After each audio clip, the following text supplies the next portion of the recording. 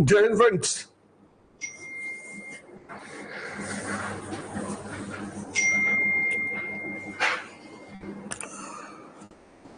तो हमारे पिताजी जब हम सुबह सुबह स्कूल जाया करते थे तो यही कहते थे, उठ जाग मुसाफिर भोर भई अब रैन कहाँ तुम सोवत है, जो सोवत है सो खोवत है और जो जागत है सो पावत है। यहाँ जो शब्द जागना है उसका मतलब बड़ा प्यारा है। उसका मतलब सिर्फ नींद से जागना नहीं है। ये शब्द बहुत प्यारा है, जागना। जैसे आचार्य रजनीश एक लाइन कहते हैं कि भागो नहीं जागो। तो एक तो जागरण है नींद से, हम सोते हैं जागते हैं, वो एक जागरण है। एक जागरण है जब हम अपने प्रति अवेकेंड होते हैं।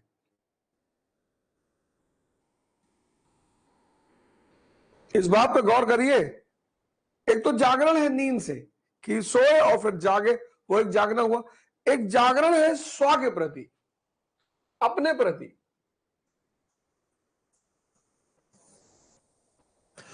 और इस जागने से डायमेंशंस बदल जाते हैं। एक बेहोश आदमी के लिए कीमती क्या है? मकान, कार, गहना। पर ये सब चीजें बार बार मिल सकती हैं। एक जागे हुए आदमी के लिए कीमती क्या है? सांसें, समय।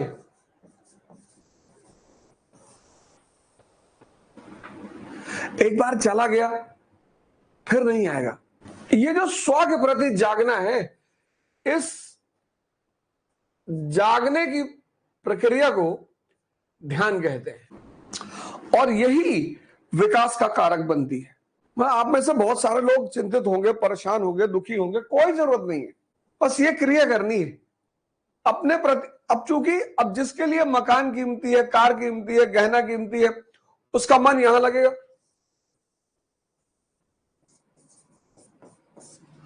और जिसके लिए सांसें और समय कीमती है, उसका मन यहां लगेगा।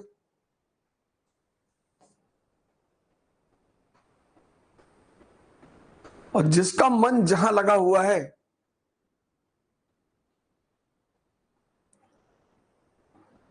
ध्यान का मतलब यह देखना कि मन लगा कहां है। अब अगर आपका मन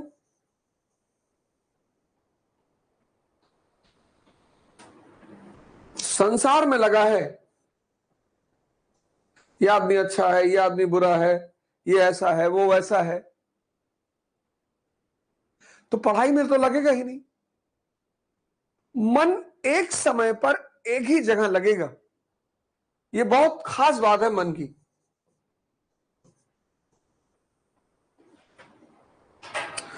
और जिनका मन एक समय में दो जगह लगता है, वो तो अवतार। उसी को तो भगवान कृष्ण ने लीला कहा। इसी को तो मैं कहता हूं कि सबसे बड़ी योग्यता क्या है कि आप अपनी गर्लफ्रेंड की लैप में लेटे हुए हैं और आप सोच रहे हैं नेशनल इनकम।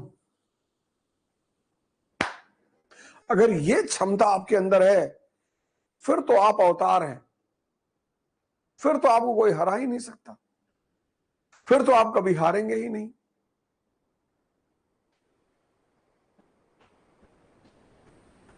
इसलिए द्विज का मतलब ये जो प्रोग्राम है ब्लूटूथ, इस प्रोग्राम का मतलब क्या है कि आप अपने आप से कनेक्ट हो जाइए। और जब अपने आप से कनेक्ट हो जाएंगे, वाईफाई मैं हूं,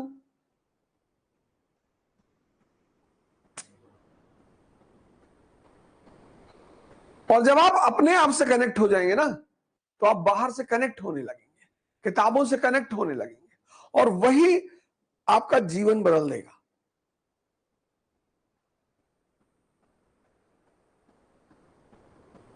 आपको श्रीनगर तक जाना है, आपको श्रीनगर तक जाना है, और आपने NH7 पकड़ लिया, वाराणसी से कन्याकुमारी,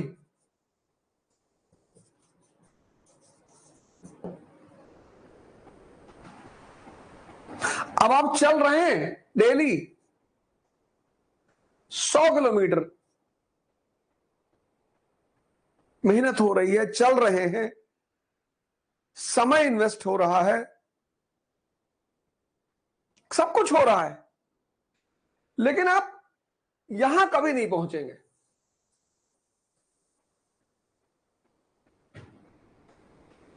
पहुंचेंगे ही नहीं। सारी बातें, आप चल रहे हैं, आप मेहनत कर रहे हैं, सब लोग देख रहे हैं कि आप मेहनत कर रहे हैं, आप चल रहे हैं, आप इन्वेस्टमेंट कर रहे हैं, सब कुछ कर रहे हैं, लेकिन आप यहां कभी नहीं पहुंचेंगे। पता है क्यों? क्योंकि आपकी डायरेक्शन गलत है।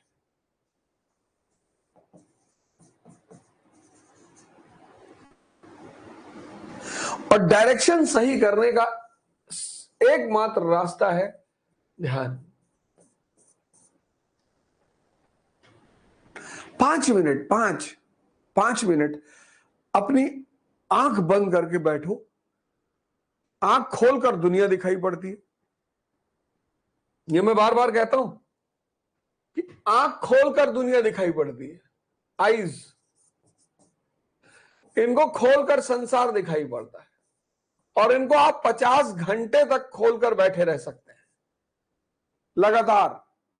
थोड़ी बहुत झपकी आएगी, डिजीनेस फील होगा, लेकिन आप 50 घंटे आंख खोलकर बैठ सकते हैं। लेकिन आप 10 मिनट आंख बंद करके नहीं बैठ सकते।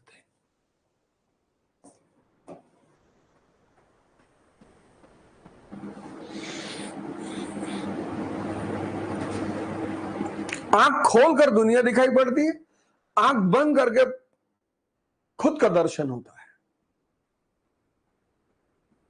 परमात्मा शब्द का मैं इस्तेमाल नहीं करूंगा, खुद का।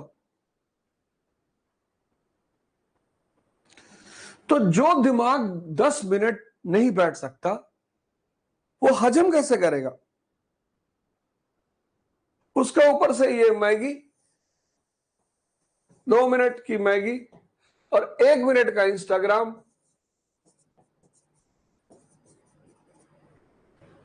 ये शरीर को खत्म किए दे रहा है, ये मन को खत्म कर दे रहा है। भगवान कृष्ण मैगी नहीं खाते थे, मक्खन खाते थे। आप चने का सत्तू मंगा लीजिए अमेजोन से, अपने गांव से मंगा लीजिए। अब तो हर चीज की डिलीवरी दरवाजे पे। सुबह उठे, बैठ के पढ़ना है, एक गिलास बनाए पी लिए चने का, एनर्जी पूरी मिल गई, ताकत मिल गई। ये तो मैदा है। और ये इंस्टाग्राम 1 मिनट का, ये धीरे धीरे आपके इंपेशेंस लेवल को बढ़ाता जा रहा है। 1 मिनट आप रुक नहीं पा रहे हैं, 1 मिनट।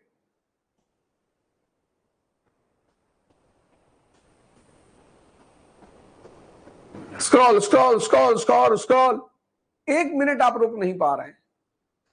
तो जब 10 दिन सिगरेट पी के सिगरेट की आदत पड़ गई, तो अगर 6 महीना इंस्टाग्राम देख लिया,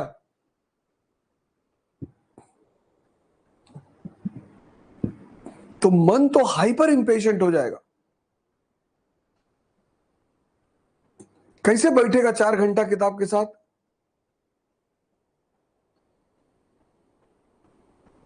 शरीर खोखली हो जाएगी, मन इंपेशेंट हो जाएगा, और एक कमजोर मन और कमजोर शरीर से महत्वाकांक्षा की प्राप्ति कभी नहीं होगी।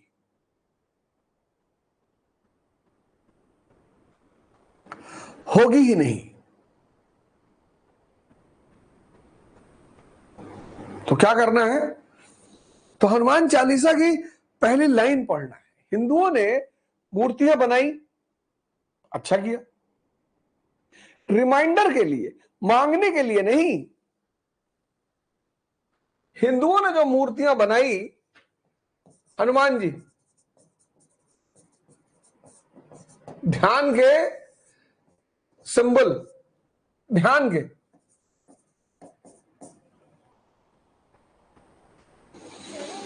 कि जो भी राम पर निरंतर ध्यान लगाएगा अपनी चेतना पर, वो भगवान बन जाएगा।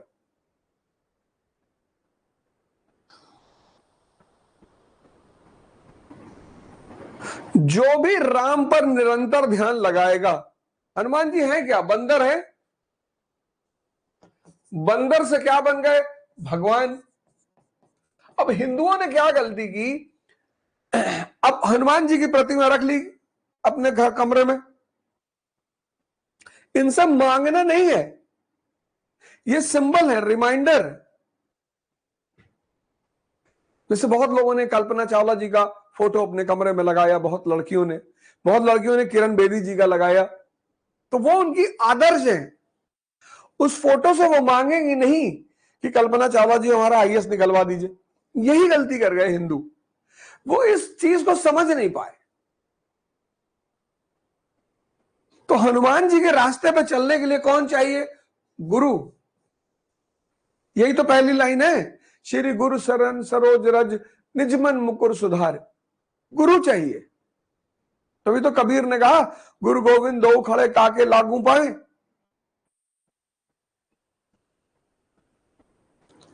सदगुरु चाहिए, सदगुरु। वो गुरु जो इस रास्ते पे चल चुका है। स्वामी अलगनानंद, आशुतोष महाराज, मां निर्मला देवी, पंडित रविशंकर, सदगुरु खुद। सदगुरु जी की वो सांभवी क्रिया बहुत ताकतवर है। तो आप जब ध्यान करोगे तो क्या क्या मिलेगा? हनुमान चालीसा क्या कहती है? बल मिलेगा आपको, बुद्धि मिलेगी आपको, विद्या मिलेगा आपको, ज्ञान। और क्या चाहिए जीवन में? बल बुद्धि विद्या देहु मोहि हरहु कलेश विकार। बल भी है, बुद्धि भी है, ज्ञान भी है। कलेश खत्म, कंफ्यूजन खत्म, परेशानियां खत्म।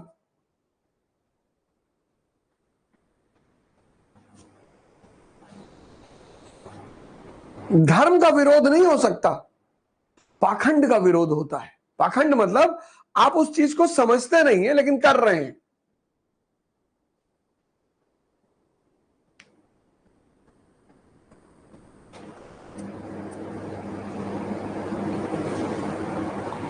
बल बुद्धि विद्या, हम सब यहीं से तो जीवन शुरू करते हैं, इंद्रियों पे। पशु का मतलब जिसका जीवन इंद्रियों पे टिका हुआ है,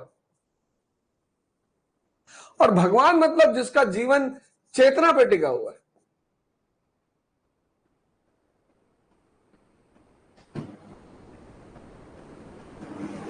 तो पहाड़ उठा ले रहे हैं, समंदर पार कर जा रहे हैं। यहां सूरज निकलने का मतलब जो है, बाल समय रवि भक्ष लिहो। ज्ञान, ज्ञान, ज्ञान क्या है? प्रकाश है। तो बचपन में हर आदमी अपने ज्ञान को निगल लेता है, तब तीनों लोक भयो अंधियारो।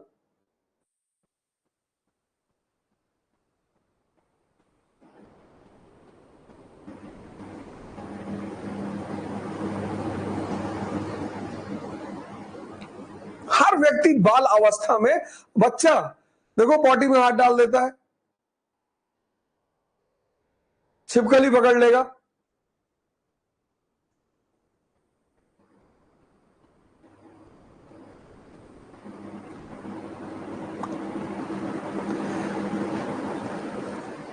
इस्लाम क्या कहता है कि अल्लाह का वास कहां है? कल्ब में। कल्ब यानी कलेजा, हृदय। वही तो हनुमान जी चीर के दिखा रहे हैं।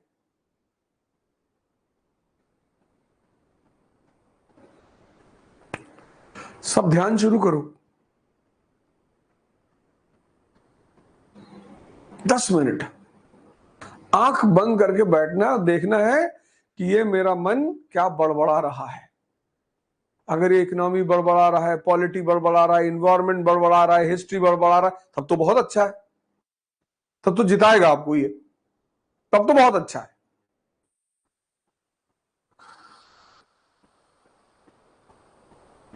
लेकिन अगर ये बुआ जी के पास ले जा रहा है, मौसी के पास ले जा रहा है, जातिवाद पे ले जा रहा है, संप्रदायवाद पे ले जा रहा है, और न जाने कहां कहां, जिससे आपको कोई मतलब ही नहीं,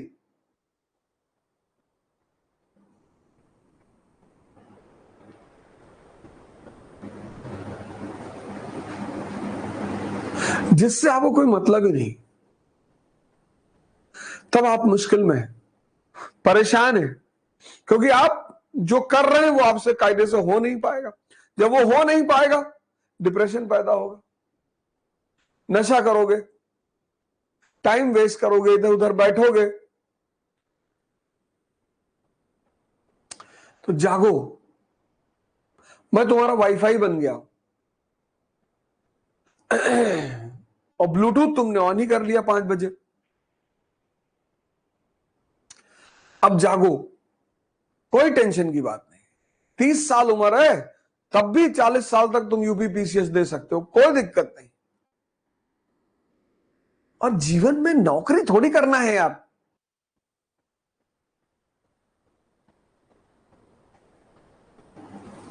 कुछ काम, 30 साल उम्र हो गई, 35 साल उम्र हो गई, किसी काम की शुरुआत कर दो।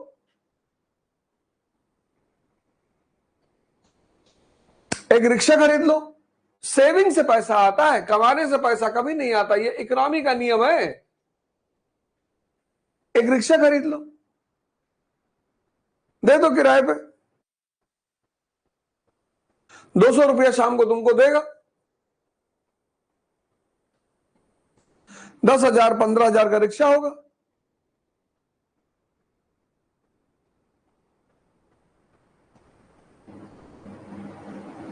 ₹100 इसमें से डेली तुम अपना सेव कर लो, महीने का हो गया 3,000, साल का हो गया 36,000, दूसरे साल 2 रिक्शा खरीद लो, ₹400 मिलेगा। अब ₹200 सेव कर लो, 6,000, 78,000। अब सेकंड हैंड ऑटो खरीद लो, तो 200 यहां से और 1,000 यहां से, 1,200, ₹3,600 महीना हो गया, 1,200 पर डे, ₹36,000 महीना हो गया।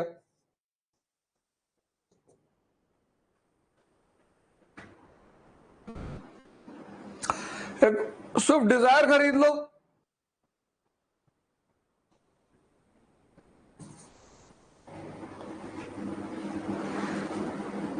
पांच साल में स्टैब्लिश हो जाओगे। किसी को भी स्टैब्लिश होने में मिनिमम 5 साल लगता है।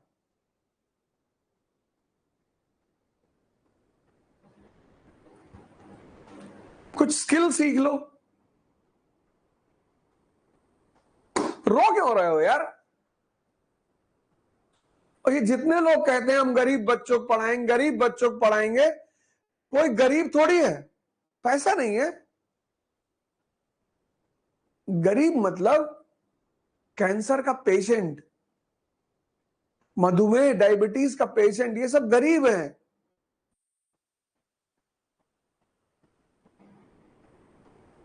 वो भी अगर ये भी हनुमान चालीसा कायदे से पढ़ लें तो 1 महीने में नासे रोग हरे सब पीरा, जपत निरंतर हनुमत बीरा। ये सांस जो है ना तुम्हारी, ये निरंतर तुम जपते रहो, सारी बीमारियां खत्म हो जाएंगी। बस इस पर ध्यान लगा दो और नाभि तक पूरी सांस जाए निरंतर। नासे रोग हरे सब पीरा। राम रसायन, ये नहीं लिखा राम भगवान, रसायन लिखा है, केमिकल। ये नहीं लिखा राम भगवान तुम्हारे पासा, राम रसायन।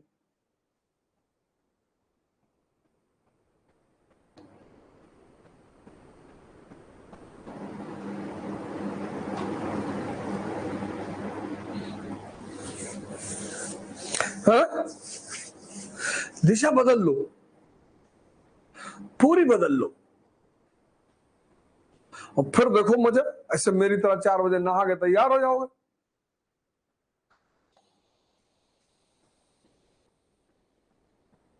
है ना?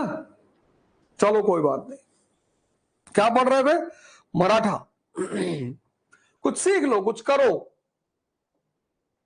गरीब बच्चे, गरीब कोई गरीब वरीब नहीं है,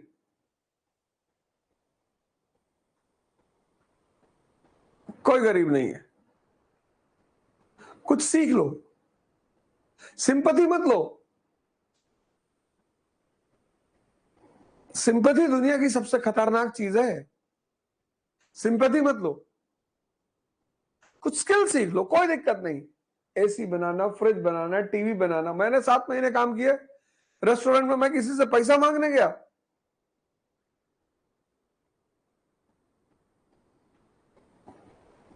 कोई कह दे, एक मेरे मित्र हैं, उनको उनको छोड़कर उनसे मैंने समय समय पर पैसे लिए, और कोई कह दे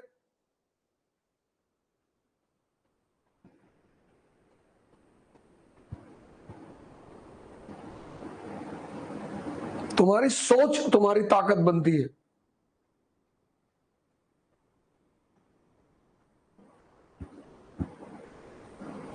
तो मराठा कहानी की शुरुआत होती है छत्रपति शिवाजी से। इन्होंने मराठा स्वराज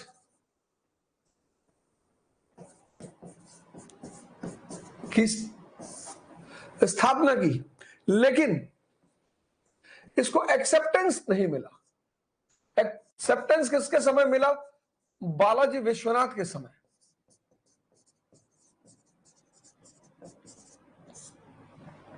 बालाजी विश्वनाथ के समय मराठा स्वराज को एक्सेप्टेंस मिली। किससे? मुगलों से।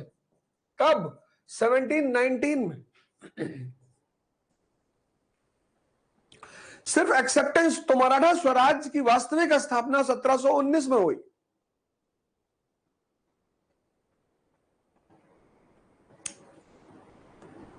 जब मुगलों ने अनुमति दी और दक्कन की चौथ और सरदेशमुखी, डेक्कन डेक्कन की चौथ और सरदेशमुखी, लेकिन बालाजी विश्वनाथ के बाद इनका योग्य बेटा बाजीराव वन, इसने इस मराठा स्वराज को एम्पायर बना दिया।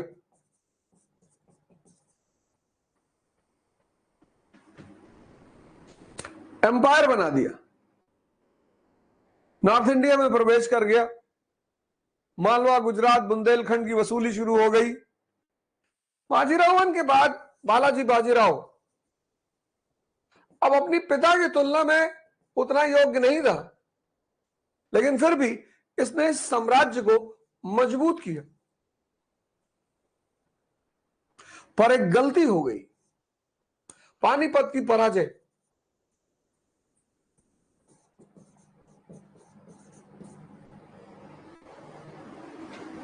यहां तक की कहानी हम पिछले क्लास में पढ़ चुके हैं। इसने बालाजी बाजीराव ने साम्राज्य को मजबूत किया। उत्तर में फिर से वसूली चालू। उड़ीसा ले लिया बंगाल से, मैसूर से वसूली। लेकिन एक गलती हो गई, पानीपत की पराजय। और इस पानीपत की जो पराजय है, जो डिफीट है पानीपत की, इसने इनकी सेना को नुकसान पहुंचाया। इनके योग्य कमांडर मारे गए, प्लस इनकी साख, प्रेस्टिज को झटका लगा। ये कहानी हम पिछले अध्याय में पढ़ चुके हैं। यहां तक की कहानी हम पढ़ चुके हैं। बालाजी बाजीराव की खुद डेथ हो गई उत्तर भारत जाते समय 1761 में। अब बालाजी बाजीराव की जगह पर जो आदमी आया वो था माधवराव।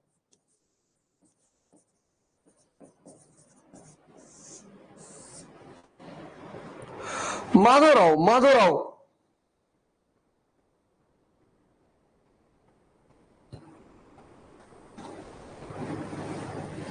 1761 टू 1772। अब इस आदमी ने उस बैकग्राउंड में कदम रखा जब 3 घटनाएं घट चुकी हैं।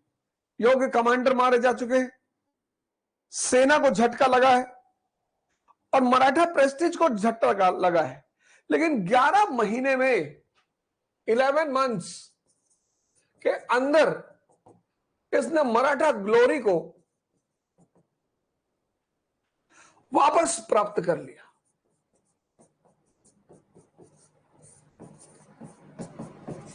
कैसे? क्वेश्चन मार्क लगाओ। 11 महीने के अंदर इसने मराठा ग्लोरी को वापस प्राप्त कर लिया। कैसे? नॉर्थ इंडिया से फिर से वसूली चालू, चौथ और सरदेशमुखी। उत्तर भारत पर फिर से दबदबा कायम।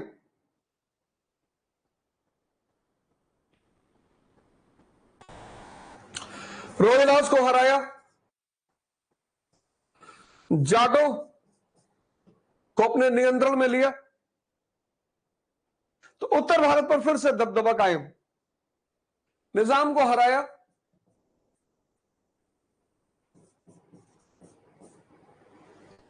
हैदर अली से नजराना लिया,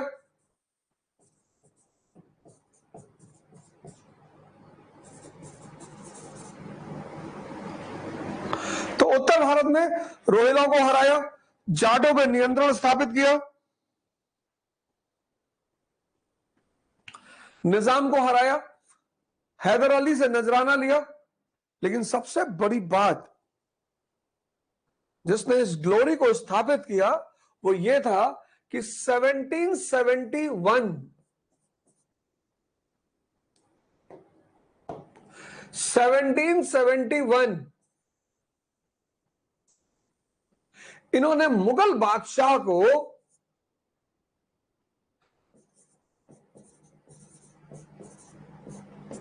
अपना पेंशनर बना लिया।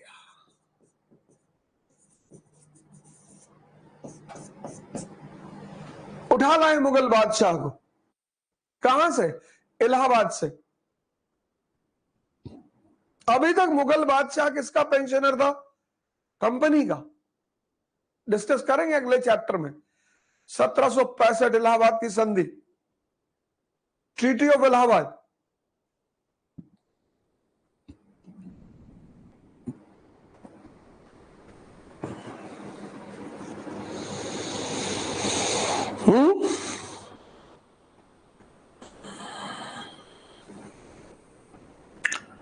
बिजनेस ही तो है संसार। मैंने कहा ना, दिशा।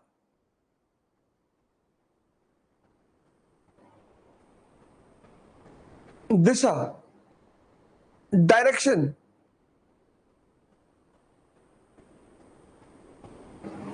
बस दुनिया में एक ही चीज चाहिए, डायरेक्शन। बहुत लोग हमको मैसेज करते थे, सर डायरेक्शन नहीं मिल रहा। मैंने कहा ठीक है यार, अब एक कार्यक्रम शुरू करेंगे, सबको डायरेक्शन देंगे, टेंशन की जरूरत ही नहीं। 11 महीने में उस ग्लोरी को फिर से प्राप्त कर लिया इसने। हारने के बाद वसूली बंद।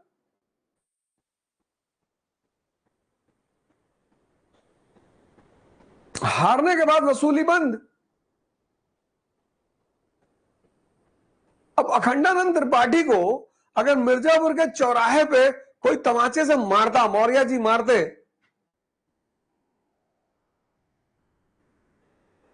तो अखंडानंद का दबदबा बनता।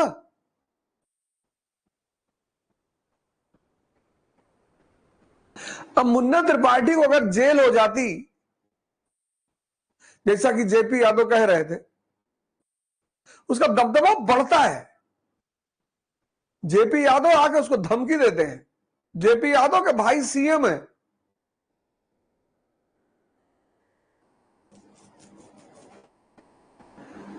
कहते मुन्ना चाहिए, ज्यादा सजा नहीं होने देंगे। वो सीधे जाके सीएम से डील करता है, बिजनेस। कहता छोटे भाई प्रचंड चूतिए हैं, बड़े भाई की लंका लगा देंगे।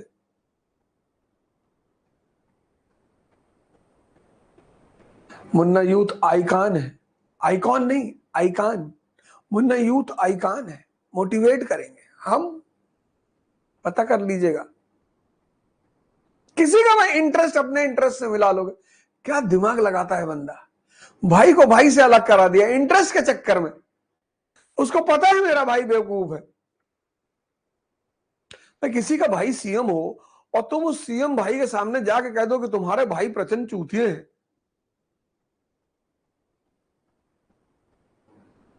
इसीलिए तो मैं तो तुमसे कहता हूं कि दुनिया में दो ही लॉबी है, एक एरिस्टोक्रेसी,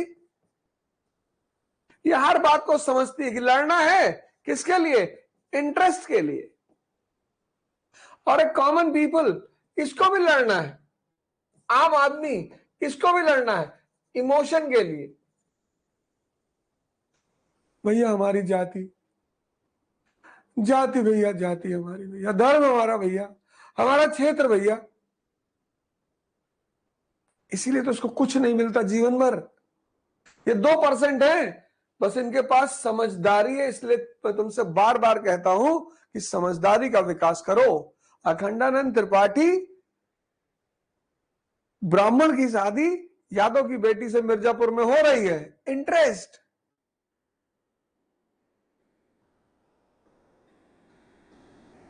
अब उसका बेटा अगर बंद हो गया होता तो उसकी ग्लोरी खत्म हो जाती कि नहीं हो जाती।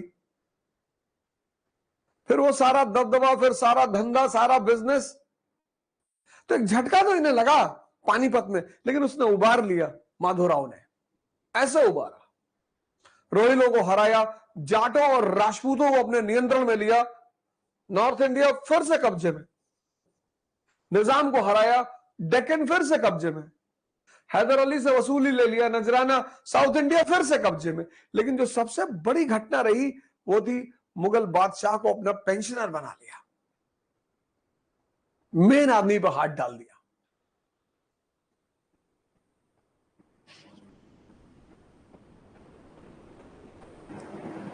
और 11 महीने में ये जो मराठा ग्लोरी थी वो उसको वापस ले आया।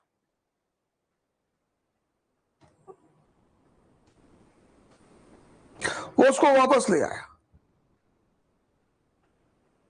लेकिन बट 1772 में इसकी डेथ हो गई।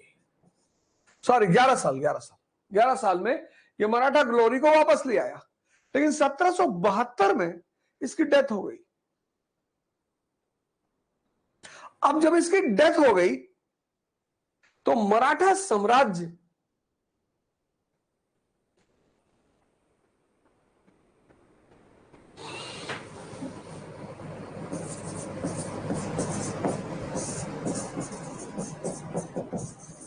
इसको कहते हैं बाइलिंगुअल, एक वर्ड हिंदी में एक वर्ड इंग्लिश में। अब 1772 में जब इसकी डेथ हो गई तो मराठा साम्राज्य कंफ्यूजन का शिकार हो गया।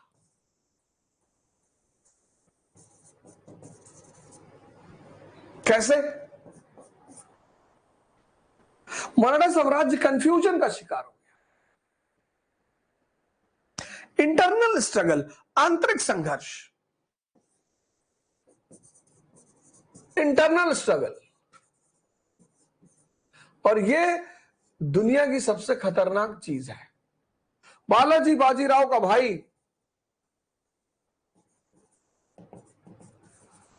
रघुनाथ राव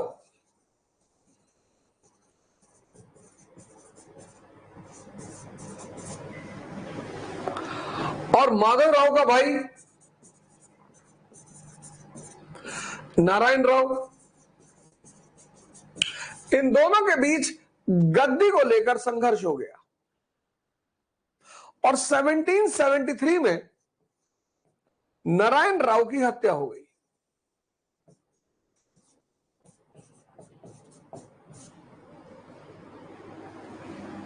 किसी का परिवार बर्बाद करना है, किसी का राष्ट्र बर्बाद करना है, आंतरिक झगड़ा करा दो।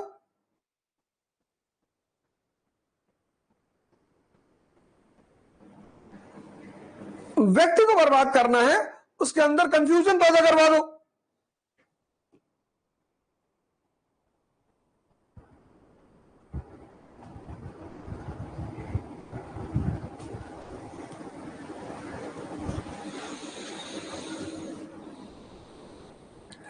इंटरनल कंफ्यूजन, इंटरनल जो स्ट्रगल है, जैसे आप लड़ रहे थे, अब कोई जरूरत नहीं है, अब कोई जरूरत नहीं है, आप खुद से लड़ रहे थे। आप 6 महीने हमारे साथ काम करो, शेड्यूल बनाओ, डिसिप्लिन बनाओ, समझो चीजों को, देखो आप समझ रहे हो चीजों को।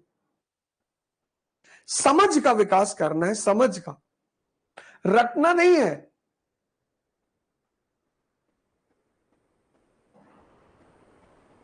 शिक्षा का काम है दिमाग को जिंदा करना। मैं बार बार ये बोलता हूं, शिक्षा नौकरी के लिए नहीं है। Education is not for earning, education is for learning. उस सीखने के बाद तुम उससे अर्न कर सकते हो।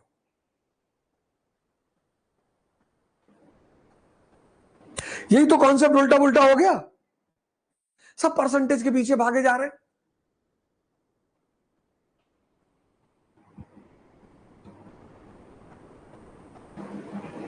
मैं जब 10+2 में था तो जिनका 90+% आया था, बड़ा इज्जत सम्मान, ये वो माला फूल। आज पता नहीं कहां है।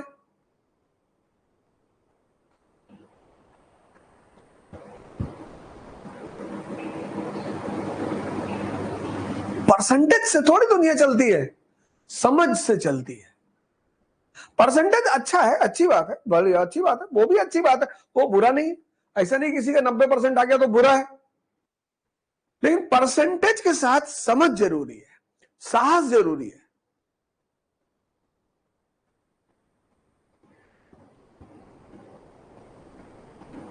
जिंदगी डेली एक चुनौती है। परसेंटेज से हैंडल करोगे, साहस से, समझदारी से।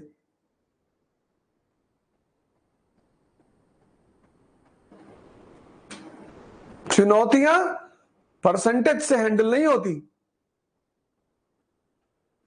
चुनौतियां साहस और समझदारी से हैंडल होती हैं।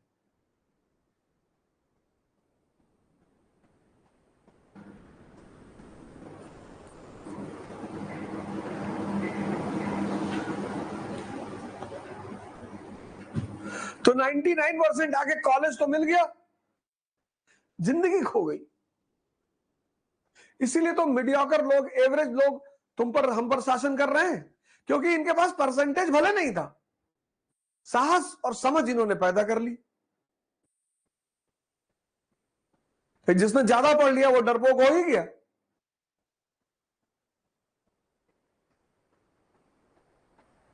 ये मीडियोकर और एवरेज लोग भारत में क्यों शासन कर रहे हैं?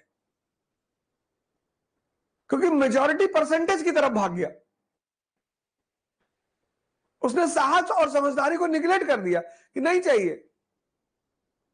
भगत सिंह का परसेंटेज पता है किसी को? उनको सारी दुनिया उनके साहस के लिए जानती है। शिवाजी का परसेंटेज पता है? राणा प्रताप का परसेंटेज पता है? लेकिन सुभाष चंद्र बोस का परसेंटेज भी अच्छा है, वो ज्यादा महान है इसीलिए।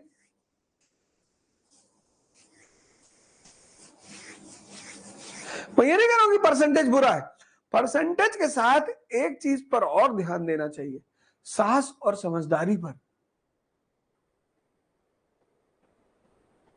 क्योंकि जीवन की चुनौतियां परसेंटेज से नहीं हल होती, जीवन की चुनौतियां साहस और समझदारी से हल होती।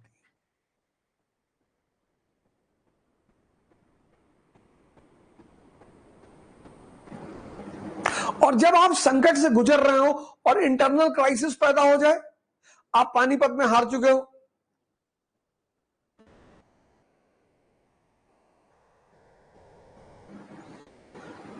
मराठे पानीपत में हार चुके, फिर भी ग्लोरी किसी तरह से वापस आई। अब इंटरनल स्ट्रगल शुरू हो गया।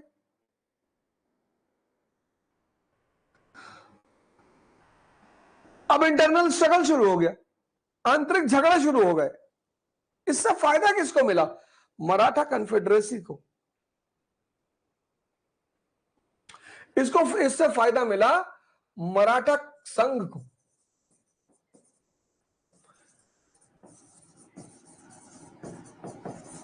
मराठा कन्फेडरेसी, सिंधिया, गायकवाड़, भोसले, होलकर, जैसे मुगलों में सरदार एक दूसरे राजकुमार के पीछे खड़े होने लगे, वही हाल यहां भी हो गया। अब ये सारे ऑटोनोमस,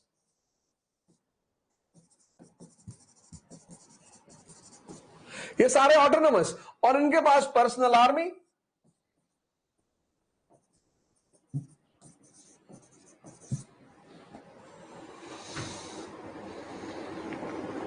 तो जो मराठा साम्राज्य में इंटरनल कंफ्यूजन पैदा हुआ, उसका फायदा इनको मिला। जैसे मुगल नोबल्स एक राजकुमार दूसरे राजकुमार को लड़ाने लगे, वही खेल यहां भी शुरू हो गया।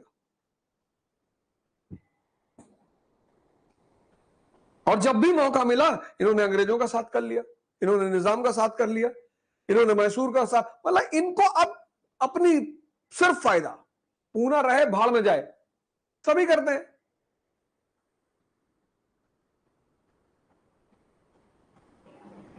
और इस कंडीशन में सवाई माधोराव पेशवा बना। 1772 से 73 से 1795,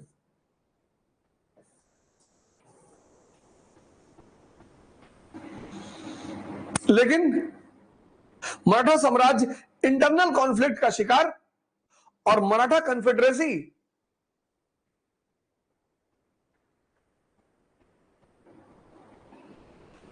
Peshwa inactive, confederacy active. Peshwa in confusion,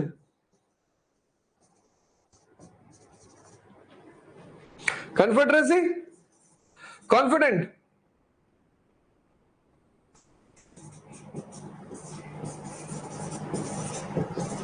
और इसमें सबसे बड़ा नाम है महादजी सिंधिया का।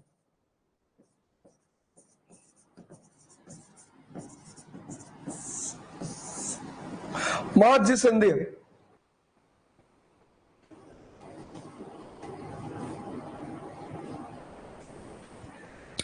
महादजी सिंधिया एक बड़ा नाम है। इन्होंने यूरोपियन स्टाइल की बड़ी आर्मी बनाई। किसके हेल्प से? फ्रेंच और पोर्चुगीज के हेल्प से। ऑर्डिनेंस फैक्ट्री बनाई। कहां? आगरा में।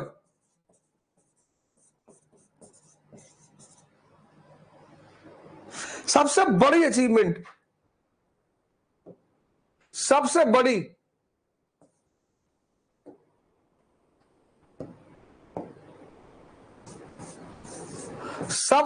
अचीवमेंट, मराठा शहर, मुगल सम्राट 1784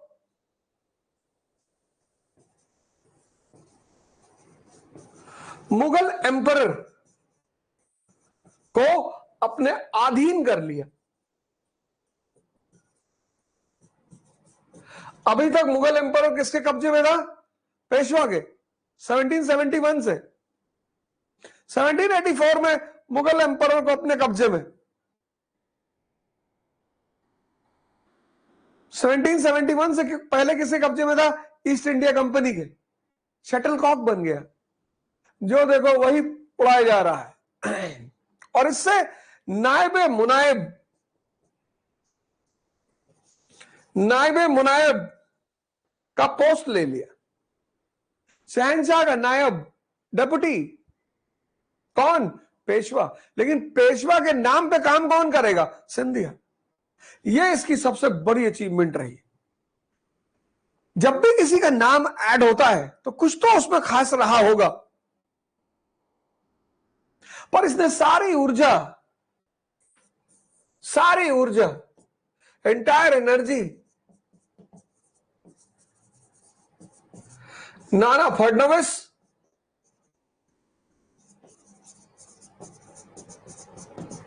और होलकर के खिलाफ लगा दी। होलकर का सबसे बड़ा दुश्मन सिंधिया और होलकर, बड़ी दुश्मनी चली, क्योंकि दोनों की नजर मालवा पे, और मालवा अफीम उत्पादन का क्षेत्र, और अफीम की सबसे बड़े खरीदार कंपनी, क्योंकि वो बेच रहे थे चाइना में। तो जिसका मालवा पे कब्जा, उसका अफीम पे कब्जा। तुम याद रखना, तुम किसके लिए लड़ते हो। मैंने लोगों को क्लास में सीट के लिए लड़ते हुए देखा है, बस में सीट के लिए लड़ते हुए देखा, मेट्रो में सीट के लिए लड़ते हुए देखा है। अरे पार्लियामेंट की सीट के लिए लड़ा जाता है। कहीं कहीं हाथ भी जोड़ लो यार, नरम भी पड़ जाओ।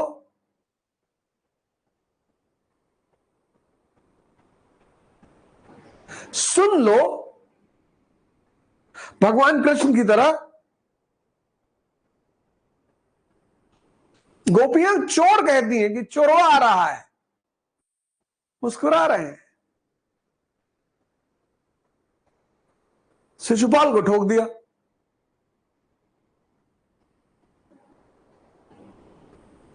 तुम तो गोपियों से भी लड़ जाते। हाँ। प्रधान थे हम, हमारे बाबा, हम बीडीओ के लड़के हैं, हमारे चाचा विधायक थे, हमारे घर में सन 70 में ट्रैक्टर था। हाँ, परनानक घर में हाथी थी।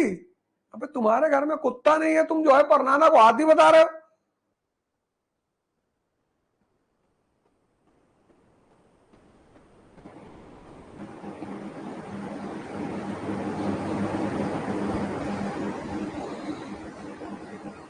तुम्हारे घर में कुत्ता नहीं है। अपनी ऊर्जा को वेस्ट नहीं करना है।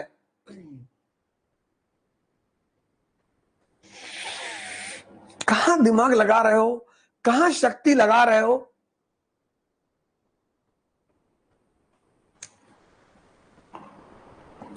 जहां दिमाग वहां तुम्हारी शक्ति। चित्त के पीछे चैतन्य चलता है। यह सूत्र याद रखिएगा, बड़ा जबरदस्त सूत्र है।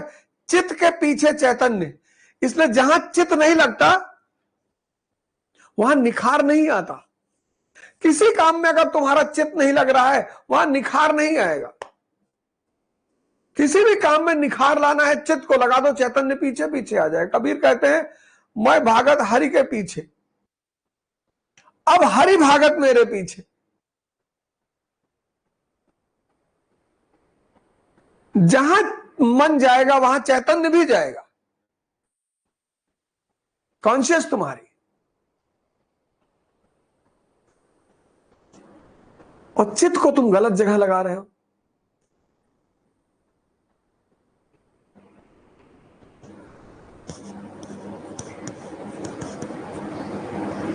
और 1795 में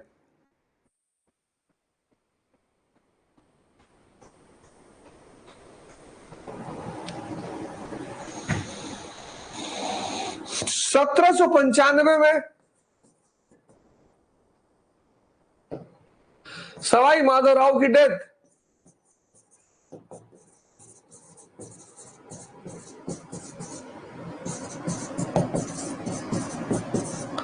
सिंधिया, महाजी सिंधिया की डेथ।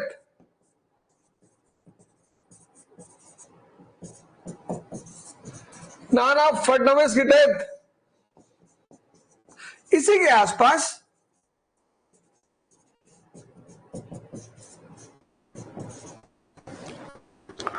और मराठा गद्दी पर, पेशवा की गद्दी पर एक अति अयोग्य, सिर्फ अयोग्य नहीं, अति अयोग्य बाजीराव सेकंड। खत्म। पूत सपूत तो का धन संचय, पूत सपूत तो का धन संचय।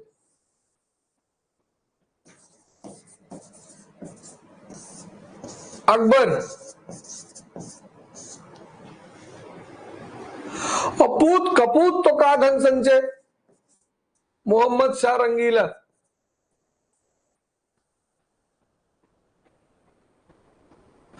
बाजीराव वन,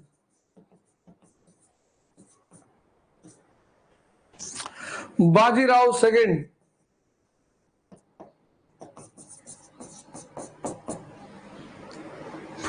बड़ा परेशान रहे थे लोग संपत्ति बनाने के लिए, कोई फायदा नहीं है। बेटे के लिए ये कर दिया, बेटे के लिए वो कर दिया, फार्म हाउस बनवा दिया, सब चला जाएगा। ये देख लो, पूत सपूत तो का धन संचय और पूत कपूत तो का धन संचय। ये न्यूटन का चौथा लॉ है। आज भी मेरे पिताजी हमसे कहते थे, शुरू से कहते थे कि बेटा कुछ है नहीं हमारे पास और ना कुछ रखेंगे, तुम्हारी क्षमता हो तो अब्राहम लिंकन की तरह बना लो, नेपोलियन की तरह।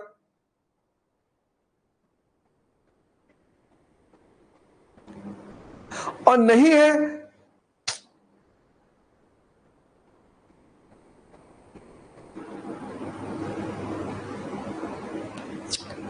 ध्यान, शक्ति का सदुपयोग का सूत्र, महानता का रास्ता, सब शुरू करो सब। क्या हिंदू, क्या आंख बंद करने में क्या हिंदू की, हिंदू दोनों बंद करेगा, मुसलमान एक खोल के रखेगा कि भैया हिंदू दोनों बंद कर रहा है, हम मुसलमान है भैया हम एक आंख खोल के रखेंगे भैया। सब क्या है यार, उल्टी सीधी बातें करते हो। आंख बंद करने में कौन हिंदू कौन मुसलमान, अपना मन को देखने में कौन हिंदू कौन मुसलमान। की हिंदू भैया अपना मन देख रहे हैं आंख बंद करके, हम तो किडनी देखेंगे भैया, हम मुसलमान है भैया। सब क्या जाहिल बने की बातें हैं।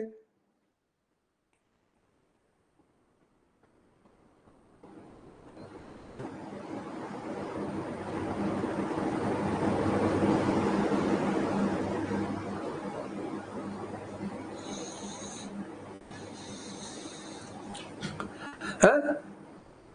सब ध्यान शुरू करो, सब सब ध्यान शुरू करो, सब योग शुरू करो। हिंदू योग करेगा ओम कहेगा, तुम अल्लाह अकबर कहो, खत्म।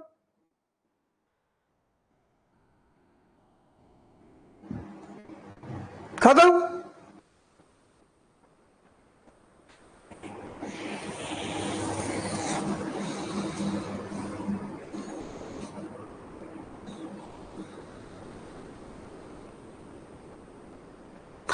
पेड़ की पत्तियों का रंग हरा है तो सारे पेड़ मुसलमान हो गए।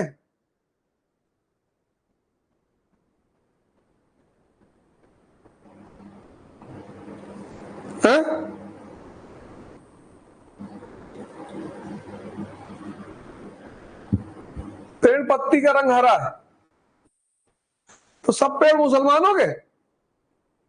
अब हिंदू उन पेड़ों से चीज नहीं खाएंगे, आम नहीं खाएंगे कि भैया आम, आम देखो शुरू में हरा बाद में भगवा।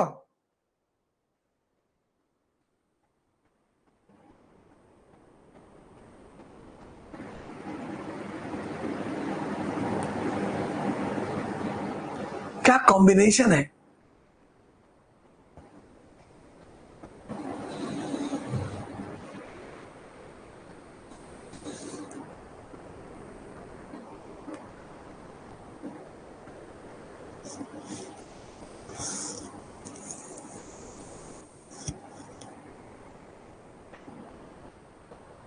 और फिर बाजीराव सेकंड कमजोर आदमी हमेशा दूसरे का सहारा ढूंढता है, कमजोर को सहारा चाहिए, शक्ति को दिशा चाहिए।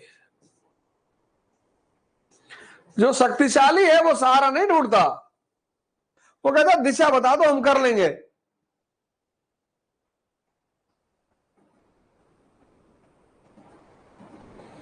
जो कमजोर है वो किसी दूसरे के कंधे बैठना चाहता है,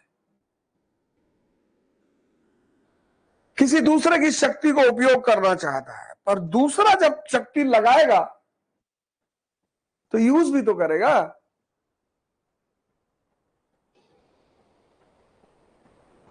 हाँ? बताओ। अब अंग्रेज कंपनी के सहारे अगर राजा बनोगे मीर जाफर की तरह तो पपेट बन जाओगे, कठपुतली। कमजोर सहारा ढूंढता है और शक्ति दिशा। वो कहती बाकी चीजों की चिंता मत करो, मुझे किसी का सहारा नहीं चाहिए, मुझे दिशा बता दो करना क्या है।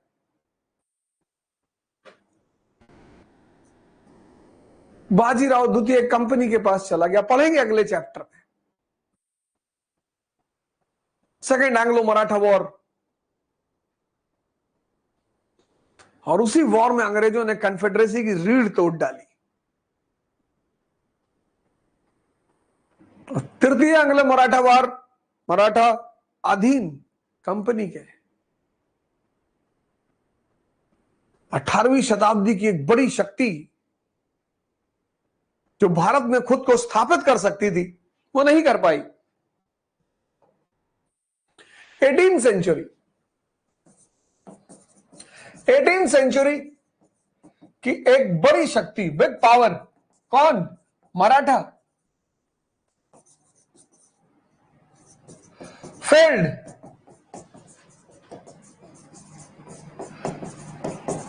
To establish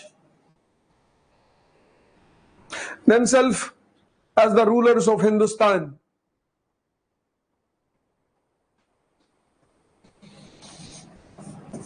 Failed themselves to establish as the rulers of India. Question mark. Why?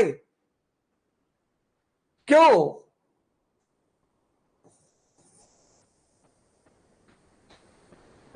वही मनसबदारी क्राइसिस,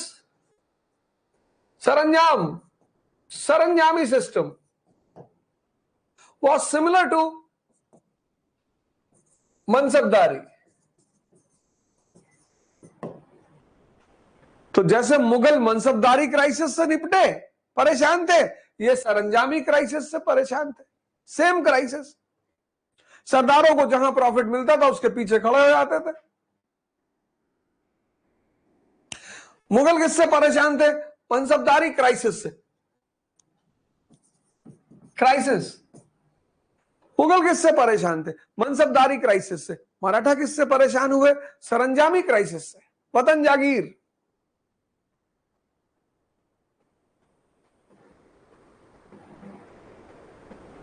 जिस नोबल को लगा कि यार पोस्टिंग सही मिल रही है, कैडर सही मिल रहा है निजाम के साथ रहने पे, निजाम के साथ चलेगा।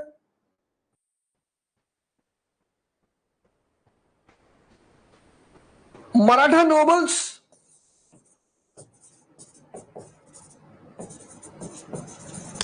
Less disciplined than Mughals. जो मराठा सरदार है वो मुगल सरदारों की तुलना में कम डिसिप्लिन। टरेन ऐसी है ना।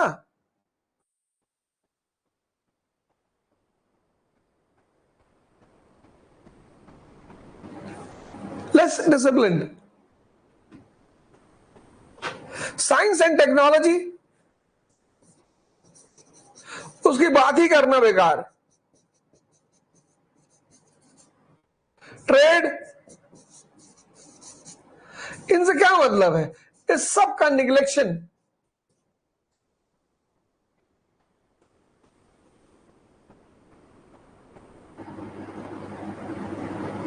सिर्फ और सिर्फ ध्यान दिया वसूली पे। सिर्फ और सिर्फ चौथ एंड सरदेश मुखी वसूली।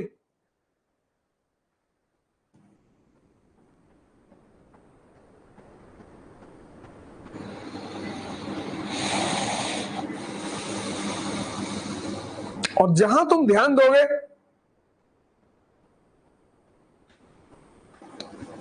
हाँ,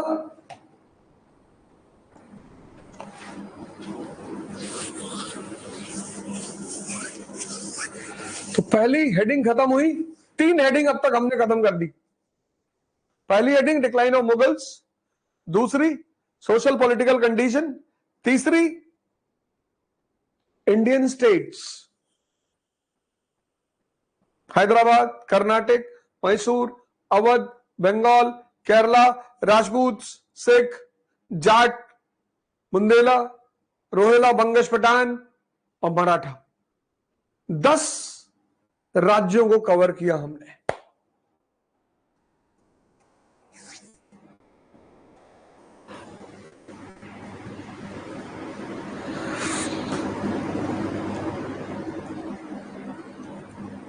दिशा, इस प्रोग्राम का जो उद्देश्य है पहले दिन से वो यही है, एक तो तुम डिसिप्लिन्ड हो जाओ, दूसरी तुमको दिशा मिल जाए।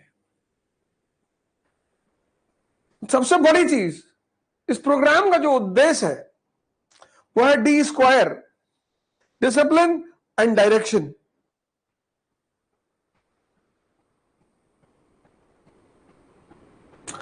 देखो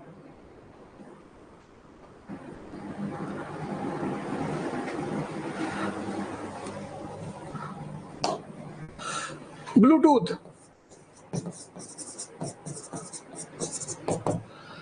डिसिप्लिन प्लस डायरेक्शन।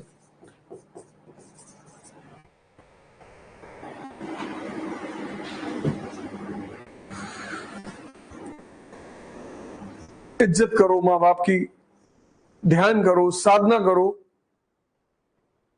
अपनी शक्ति का सदुपयोग करो।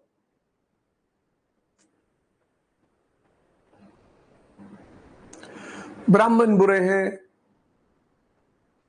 क्षत्रिय बुरे हैं, मुसलमान बुरे हैं, कोई बुरा नहीं है। नहीं भैया ब्राह्मण बुरे हैं, उन्होंने शूद्रों के कान में शीशा डाल दिया था। वाल्मीकि जी को तो नहीं डाला। नहीं वाल्मीकि जी को तो अच्छा चलो वो पहाड़ में अंदर बैठे थे। अच्छा, लड़ी महाशय के पास, लड़ी महाशय बड़े फेमस संत हुए।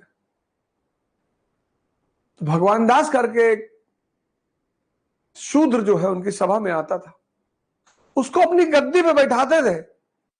पढ़ लेना आज, लहड़ी महाशय और भगवान दास।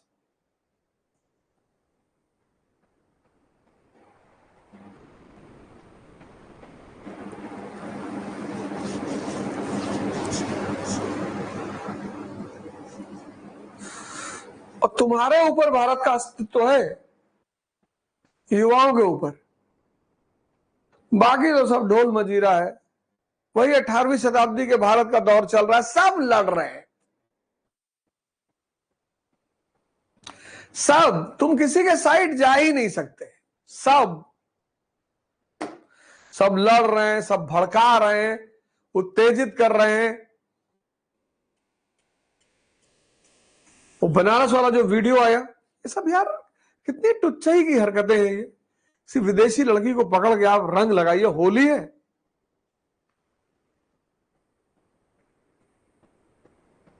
बेचारी चिल्ला रही है, मतलब एकदम इनह्यूमन हो गए हो।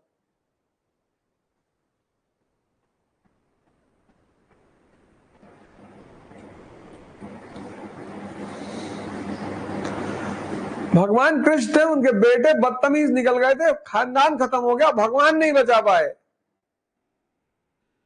भगवान नहीं बचा पाए। भगवान, जो समाज, जो राष्ट्र में बहुसंख्यक लोग बदतमीजी के रास्ते पे चलने लगते हैं, उनको कोई बचा नहीं पाता है। नोट्स बनाओ पूरा।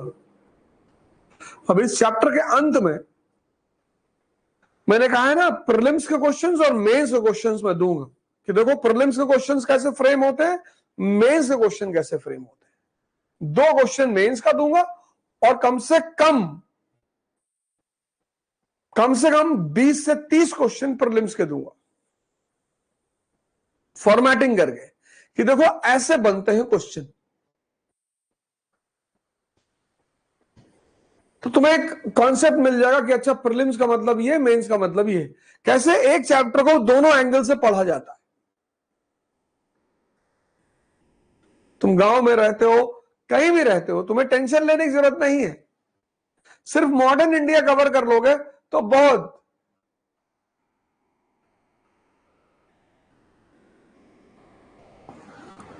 और अगले महीने से मेरे एंगेजमेंट्स कम हो जाएंगे, मतलब सारे प्रोग्राम मैंने लगभग छोड़ दिए। भाई बड़ी सारी एंगेजमेंट है, जैसे अभी 8 बजे से क्लास ही है नेक्स्ट आईएएस में, आकाश पांडे बैच के सुन रहे होंगे, तो 8 बजे से 2 बजे तक क्लास।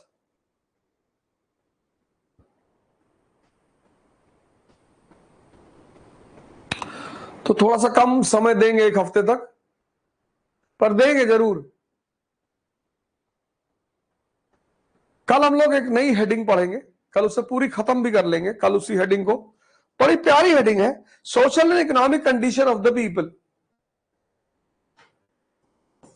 सामाजिक और आर्थिक दशा, social and economic condition of the people. पूरा diagram, primary sector, secondary sector, नरक हो गई थी जिंदगी, नरक, जिंदगी नरक, जिंदगी नरक। समाज में कॉन्ट्रास्ट,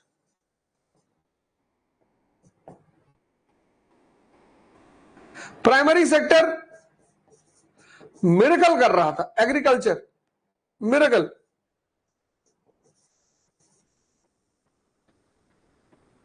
यही सब कल पढ़ेंगे। प्राइमरी सेक्टर जो एग्रीकल्चर का पोर्शन था वो मिरेकल कर रहा था।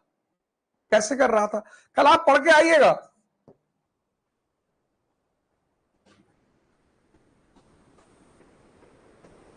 फिर जब ये चैप्टर खत्म होगा तो आपके दिमाग में एक पिक्चर होगी 18वीं शताब्दी के भारत की, जो आधी बन गई होगी। अब पिक्चर ही तो बनानी है,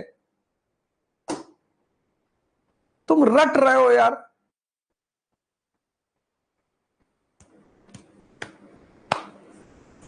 रटने से पिक्चर नहीं बनती, समझने से पिक्चर बनती है। ये चैप्टर तुमने कई बार पढ़ा होगा, निकल गए होगे पढ़ के, कुछ नहीं पता रहा होगा बहुत लोगों को। अगर ईमानदारी से बहुत लोग एक्सेप्ट करोगे तो कुछ नहीं पता रहा होगा।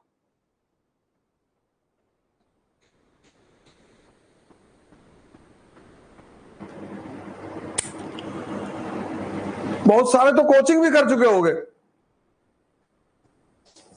उसमें कोचिंग की गलती नहीं है, तुम्हारी गलती है, तुमने चित्त लगाया ही नहीं। बुरा जो देखन मैं चला, बुरा न मिलिया कोई, और जो दिल खोजू अपना, मुझसे बुरा न कोई। दूसरे की गलती होती ही नहीं।